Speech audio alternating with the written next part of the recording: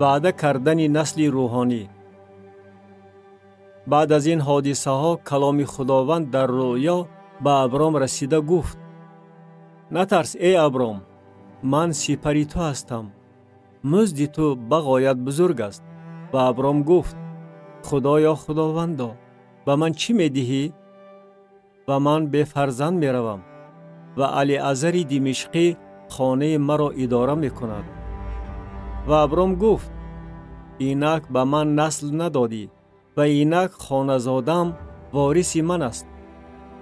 و در حال کلام خداوند به او در رسیده گفت: این وارث تو نخواهد بود، بلکه آن که از کمر تو برآید وارث تو خواهد بود. و او را بیرون آورده گفت: به آسمان نظر کن و ستارگان را بشمر اگر آنها را شمرده توانی. و به او گفت: نسل تو همین قدر خواهد شد. و به خداوند ایمان آورد و این برای او عدالت حساب کرده شد.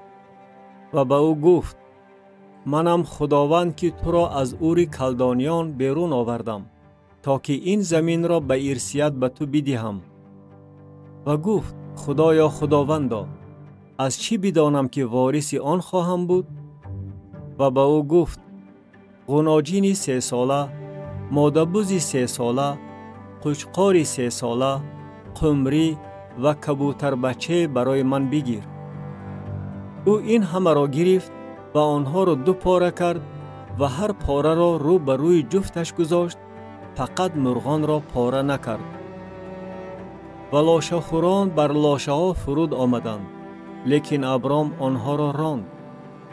و هنگام غروب آفتاب ابرام را خوابی گران زیر کرد و اینک دهشت و ظلمات عظیم او را فرا گرفت. و به ابرام گفت: یقین بدان که نسل تو در زمینی که از آن آنها نباشد غریب خواهند بود و آنها را بنده خواهند کرد و بر آنها 400 سال ظلم خواهند کرد. و بر خلقی که آنها بندگانش خواهند بود من داوری خواهم کرد و بعد از آن با دارایی زیاد بیرون خواهند آمد. و تو نزد پدران خود به سلامتی خواهی رفت و در پیری نیکو مدفون خواهی شد. و در نسل 4 به اینجا خواهند برگشت، زیرا که گناه اموریان هنوز پر نشده است.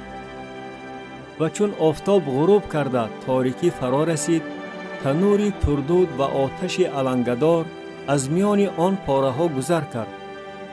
در آن روز خداوند با ابرام عهد بسته گفت: این زمین را از نهر مصر تا نهر بزرگ، یعنی نهر فرات، و نسل تو میدیم.